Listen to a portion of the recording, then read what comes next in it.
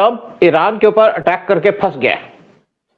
Trump की internal position इतनी खराब हो चुकी है कि ट्रंप ने सोचा कि मैं ईरान पे अटैक करूंगा, खamenei को मार दूंगा, पूरे आईआरजीसी की टीम को मार दूंगा, तो मेरी पोजीशन अच्छी हो जाएगी, वर्ल्ड में मेरी वाहवा हो जाएगी और मुझे मिल जाएगा पीस प्राइस। लेकिन ट्रंप का जो टैरिफ का वार था और ट्रंप का जो धमकी थी अपने नाटो के एलाइज की, कभी कनाडा को धमकी दी, कभी किसी और कंट्री को धमकी दी, कभी पनामा कनाल को कंट्रोल कर लूंगा, कभी ग्रीनलैंड को कंट्रोल कर लूंगा, तो इसकी वजह से जो नाटो के पार्टनर्स है वो ट्रंप से दूर हो गए। लेकिन ट्रंप अपनी होश में थे, उन्होंने कहा जी मैं ईरान पे अटैक करूंगा, खamenei को मार दूंगा और वहां पे रिजीम चेंज हो जाएगी और मेरे को दोबारा से लोग मेरे को सपोर्ट करेंगे, मेरी कंट्री के अंदर सिचुएशन खराब होगी। लेकिन ट्रंप फंस गए, ट्रंप की सारी प्लानिंग फेल हो गई। कुछ कहते हैं कि सीआईए ने उसको एडवाइस भी किया था कि खamenei को मत मारो, लेकिन ट्रंप ने कहा मैं मारूंगा, क्योंकि ट्रंप किसी की सुनते नहीं है। तो अब इस टाइम पे ये वार खत्म नहीं हो रहा, क्योंकि आईआरजीसी जो उनकी एक हिसाब से आर्मी है, उसके डीप रूटेड वहां पे सपोर्टर्स हैं, कई लेयर्स हैं उनकी, और खamenei के मरने से एक तो सिंपैथी मिल गई ईरान को, वहां के लोगों को, और वहां के लोग इस टाइम पे आईआरजीसी को सपोर्ट कर रहे हैं। और बहुत से स्टेटमेंट आ रही है कि ट्रंप ये जो वार चलेगा लंबा चलेगा, और जितना वार लंबा चलेगा उसी वजह से यहाँ पे इकोनॉमिक क्राइसिस आ जाएंगे, गल्फ में तो आएंगे, पूरे वर्ल्ड में आ जाएंगे, क्योंकि ऑयल बिकना बंद हो जाएगा। इन्होंने जो ऑयल का रास्ता उसको ब्लॉक कर दिया। इसी पे चर्चा करेंगे, हमारे साथ बैठे उदय शंकर पानी जी। उदय शंकर पानी जी, आपको क्या लगता है अब वार तो खत्म होगा नहीं जल्दी, और ट्रंप इस टाइम पे फंस चुके हैं, और लगता है कि ट्रंप की गद्दी भी चली जाएगी इसी इशू के ऊपर? देखिए, जुआ खेलने की आदत है इस आदमी को, इसने जुआ खेल लिया, और अभी आगे क्या होता है वो वक्त ही बताएगा। क्योंकि पहले तो सोच रहे थे कि 3-4 दिन के अंदर वॉर खत्म हो जाएगी, फिर बोलने लगे कि भैया 3-4 वीक लगेंगे, तो अभी वो बोल रहा है कि नहीं 1 महीना लगेगा, और तो बड़ा कॉन्फिडेंट है। But it's not easy till your ground forces are not utilised. आप जितनी भी कर लीजिए कोशिश, बाकी ये इजराइल तो बहुत कोशिश कर रहा है कि भाई किस तरह से भी, जैसे हमास का हाल हमने किया, ईरान का भी ऐसी हाल करेंगे। लेकिन डेफिनेटली जो भी अगर ईरान को कटेल किया जाता है, अगर वहां पर रजीम चेंज ओवर होती है, तो ये दुनिया के लिए बहुत अच्छा है। क्योंकि जितने टेररिस्ट ग्रुप थे उनका बाप यही था, ईरानी ने था। तो अभी हमास को तो देखिए बहुत मार्जिनलाइज कर गया। देखिए अब पूरी वॉर चल रही है, हमास कहीं आवाज नहीं उठा रहा बिल्कुल भी। तो अभी हिजबुल्लाह ने कुछ रॉकेट्स वगैरह छोड़े हैं लेबनान से, लेकिन लेबनान के ऊपर बहुत बड़ा अटैक किया इजराइल ने।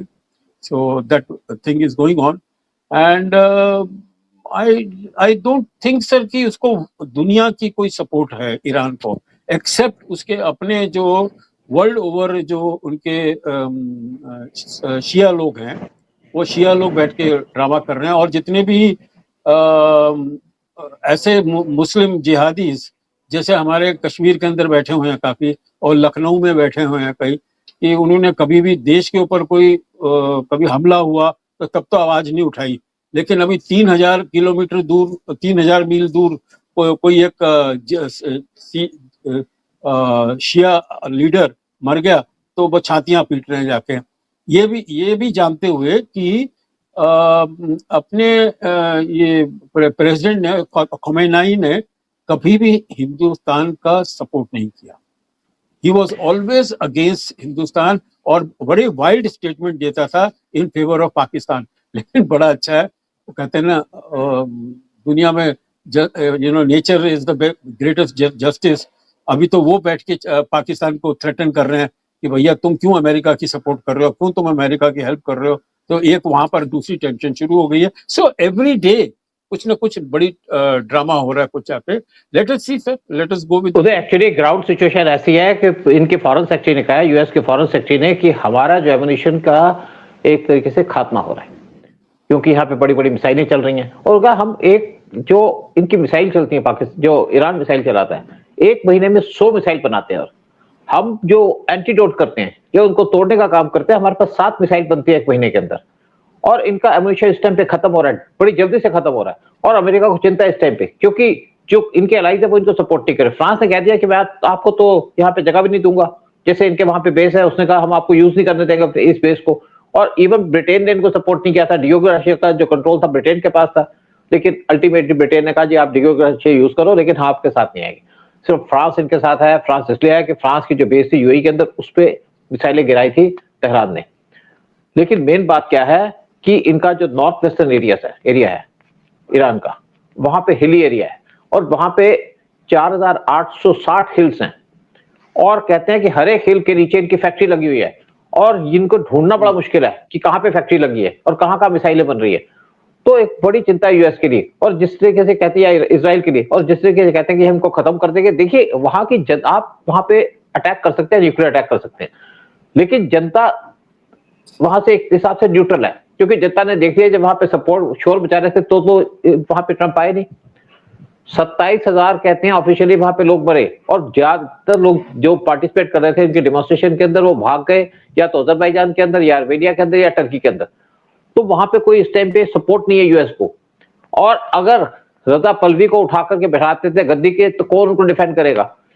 वहां पे तो मिलिटेंट बैठे हैं जगह जगह के अंदर, कोई भी उसको मार देगा, क्योंकि बहुत ज्यादा वो रिजिड है अपने आयतुल्ला के ऊपर। और यूएस इसलिए बहुत ज्यादा परेशान है। अगर यूएस अपनी फोर्सेज उतारता वहां पे, जैसे उसने वियतनाम में उतारी थी, जैसे उसने अफगानिस्तान में उतारी थी। अफगानिस्तान के अंदर तो वहां पे बैठे थे, तालिबान को खत्म कर दिया, अटैक करके खत्म कर दिया। लेकिन यहाँ पे वो सिचुएशन है ही नहीं, यहाँ पे आप खत्म ही नहीं कर सकते इनको। जो आपके जिहादी बैठे हैं, जो आईआरजीसी के मेंबर बैठे हैं, और आप देखिए जो कंट्री वहां पे हमास को चला रही है, जो हिजबुल्लाह को चला रही है, जो हूथीस को चला रही है, वो कंट्री के अंदर जिस तरीके से जिहादी बैठे हैं वो, और जो आप आयतुल्लाह की बात करते हैं वो तो एक स्पिरिचुअल लीडर थे, लेकिन मेन इस पे कंट्रोल था आईआरजीसी के लोगों का। आपने टॉप की लीडरशिप मार दिया, इनको यही नहीं पता किससे बात करें, कौन वहां पे लीडरशिप कर रहा है, लेकिन काम चल रहा है, लेकिन मिसाइलें चल रही है।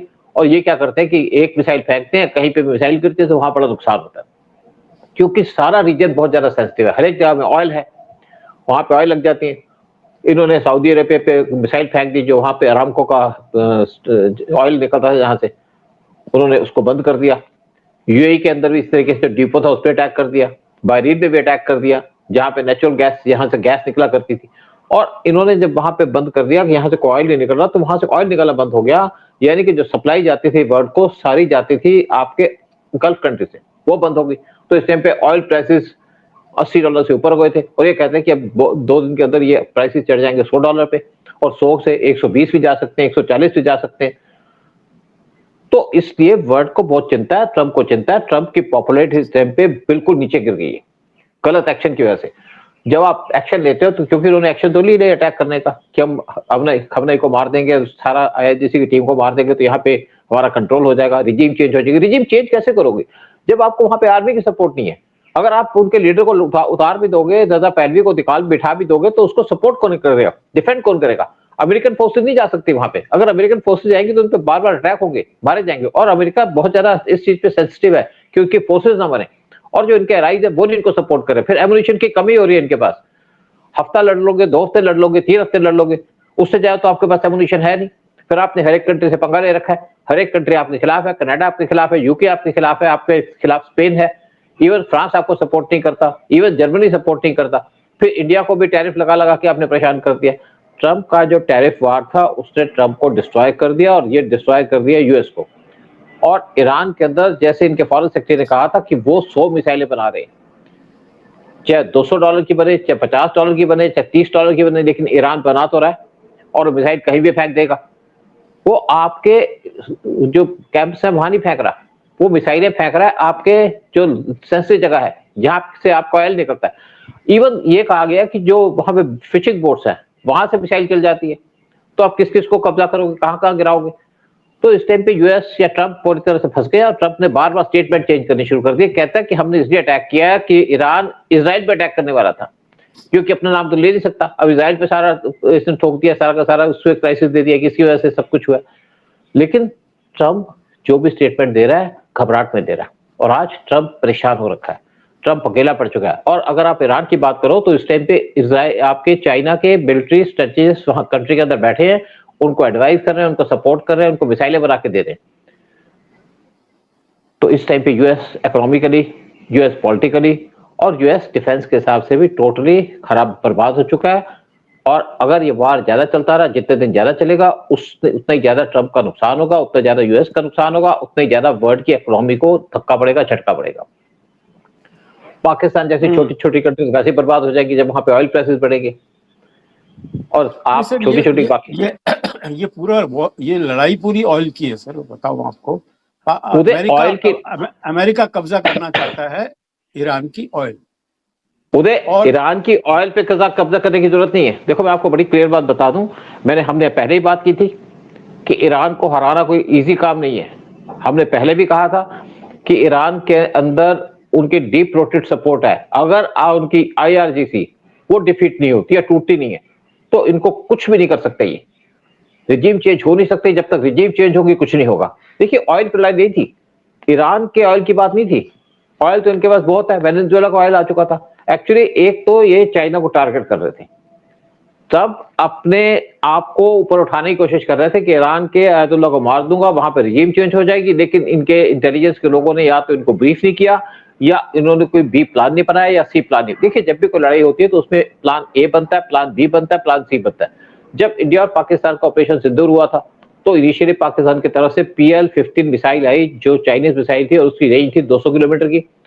तो इंडिया ने इमीडिएटली जब वो मिसाइलों ने यहाँ पे आना शुरू कर दिया, एक मिसाइल गिरी तो उनको पता चल गया कि इस टाइम पे इनका क्या हाल है। तो इंडिया ने अपनी प्लान चेंज कर दी, अटैक का जो प्लान था वो चेंज कर दिया और उसी तरीके से इंडिया ने इस ऑपरेशन सिंदूर में पाकिस्तान को डिफीट किया। लेकिन यूएस के पास इस टाइम पे कोई प्लान नहीं है, सिर्फ एक प्लान है इनके पास, जो कुर्दिश है, जो इनके नॉर्दर्न एरिया के अंदर रहते हैं, उनको सपोर्ट करें, उनको ट्रेन करना शुरू करते हैं कि आप जाइए और लड़िए इनसे। उनको आर्म्स दिए जा रहे हैं, लेकिन कुर्दिश ज्यादा कुछ कर नहीं पाएंगे क्योंकि कम इनकी पॉपुलेशन है और वो एक नॉर्दर्न पार्ट के अंदर लोकेटेड है और उस पार्ट के साथ जो बॉर्डर लगता है जो इनका, वो लगता है आपका टर्की के साथ, क्योंकि कर्ड्स टर्की के अंदर भी है, ईरान में भी है, आपके इराक के अंदर भी है और सीरिया पे भी है।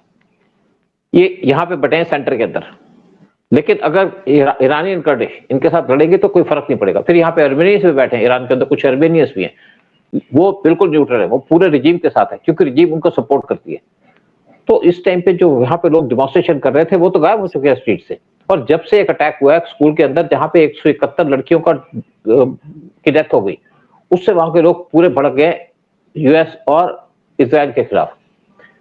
तो इस टाइम पे ट्रंप की हालत इतनी खराब हो चुकी है कि ट्रंप को समझ नहीं आ रहा मैं क्या करूं, किसके पास जाऊं, क्योंकि कोई कंट्री जो इनकी नाटो की कंट्री थी उनको सपोर्ट नहीं कर रही। जब अपने आप दोस्तों से धोखा देते हो, जब अपने दोस्त को आप झटका देते हो, जैसे इसने किया कनाडा को, जैसे इन्होंने स्पेन को किया, जैसे इन्होंने ब्रिटेन को किया। ब्रिटेन इनका सबसे बड़ा एलाई था, लेकिन ब्रिटेन को धोखा देना शुरू कर दिया, टैरिफ लगाना शुरू कर दिया और वो टैरिफ वार के ऊपर इवन सुप्रीम कोर्ट से इनको डायरेक्शन आ गई कि आप टैरिफ नहीं लगा सकते।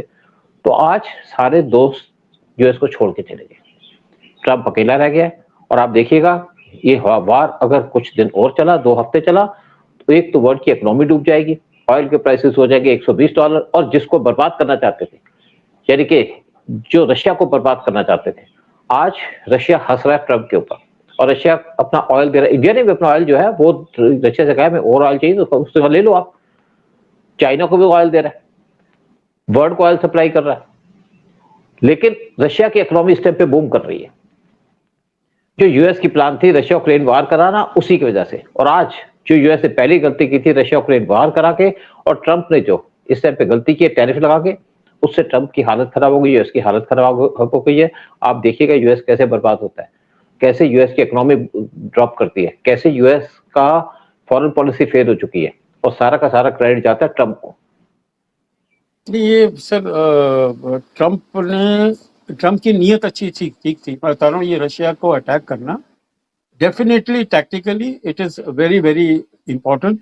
और लेकिन ये है कि वो कभी अपनी फोर्सेस रशिया को ईरान को मैं अभी इसकी नहीं टू ईरान को जो हराने की कोशिश कर रहे हैं और उनको गायब कर उनका रेजिम चेंज करने, which is very good for the world. You know, that world realized that is why there is limited support from England, and right now French Rafales also have attacked and destroyed ये Hezbollah के काफी drones वगैरह थे, उनको वहां पर Lebanon के अंदर उनको डिस्ट्रॉय किया गया।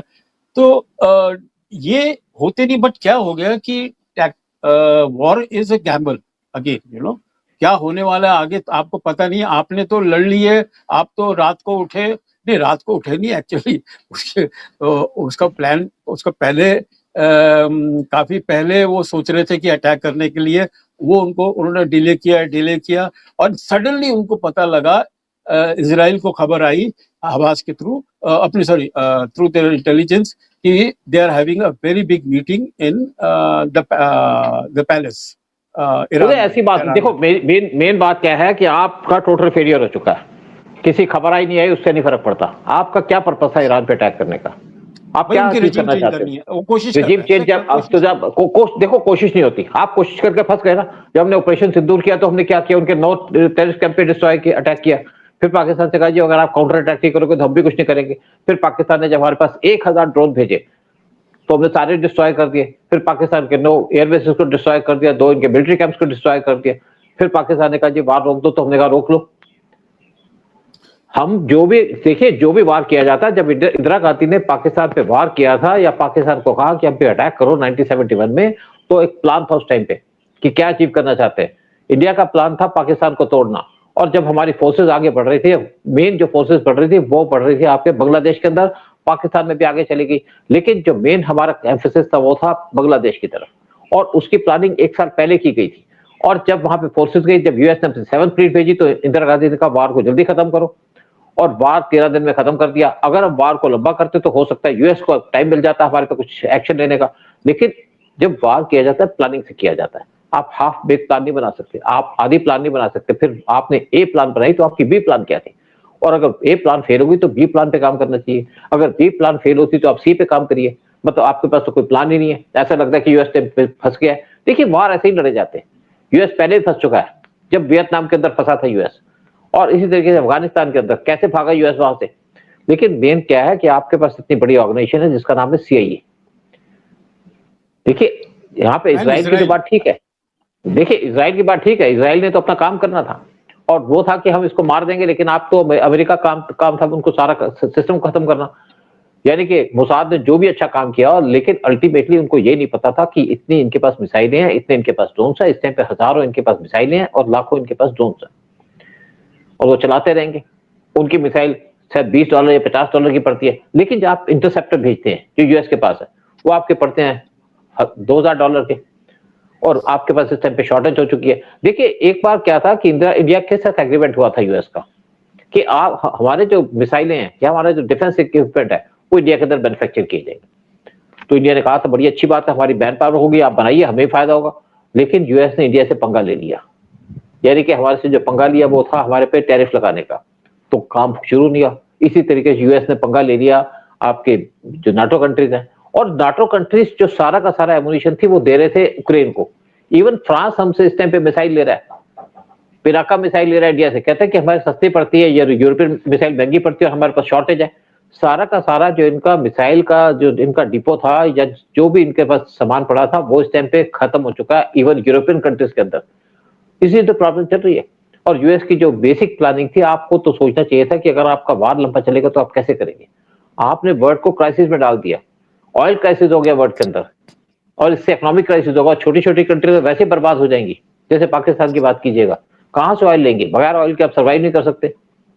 इंडिया के पास तो चलो 87 डेज का हमारे पास, आज 69 है और ये बढ़ता जाएगा। उदय $80 तक पहुंच चुका है, उदय $80 तक पहुंच चुका है, 80 तक पहुंच गया। देखिए कितना फास्ट चल रहा है। तो एनीवे आई थिंक सर आपका इतना भरोसा नहीं है ट्रम्प पे, मेरा भरोसा है ट्रम्प के ऊपर, and let us see what happens, क्योंकि बहुत बड़ी फोर्स है अमेरिका प्लस इजराइल। और अमेरिका तो अब कभी लड़ेगा नहीं, अमेरिका अपने फोर्स भेजेगा नहीं, वो इजराइल को यूज करेगा जाके। तो लेट इजराइल के पास देखो उदय, इजराइल के पास इतने फोर्सेज नहीं कि इजराइल अपने फोर्सेस को ईरान के अंदर भेज दे। उनके पास लैंड फोर्सेज नहीं है, छोटी कंट्री है, कम उनके पॉपुलेशन है। वो टेक्नोलॉजी टेक्नोलॉजी से सिर्फ काम नहीं चल रहा, टेक्नोलॉजी दिखा दी उन्होंने, मोसाद को दिखा दी, टेक्नोलॉजी से वो सारा का सारा डिस्ट्रॉय कर रहे हैं ईरान को। लेकिन बेसिकली क्या है कि ट्रम्प का क्या कर रहा है, ट्रम्प तो बड़ी कंट्री, क्योंकि ट्रम्प बहुत डींगे मार रहा था ट्रम्प कि हम किसी कंट्री को डिस्ट्रॉय कर सकते हैं। आपने वेनेजुएला के प्रेसिडेंट को उठा दिया, बड़ा काम कर दिया आपने। फिर आपने बांग्लादेश के अंदर रिजीम चेंज कर दी, वहां के आर्मी के चीफ से कहा कि आप इनको सपोर्ट पर मत करो, साथ में जिहादियों को खड़ा कर दिया। आपने पाकिस्तान के ऐसे को खड़ा कर दिया, वहां पे रिजीम चेंज हो गई। आप शेख हसीना को मारना चाहते थे, लेकिन यहाँ पे आप क्या करोगे, यहाँ पे फंस गए आप। यहाँ पे आप कुछ नहीं कर सकते। दूसरे पाकिस्तान से कह रहे तालिबान से लड़ो, तालिबान से लड़ रहा तो पाकिस्तान बर्बाद होने जा रहा है। यूएस तमाशा देखते हैं, लेकिन आज यूएस तमाशा देखते देखते खुद तमाशा बन गया। यहीं पे प्रोग्राम खत्म करते हैं और आपसे रिक्वेस्ट करते हैं कि चैनल को सब्सक्राइब कीजिएगा, वीडियो को शेयर कीजिएगा। जय हिंद, जय भारत। जय हिंद, जय भारत, वंदे मातरम।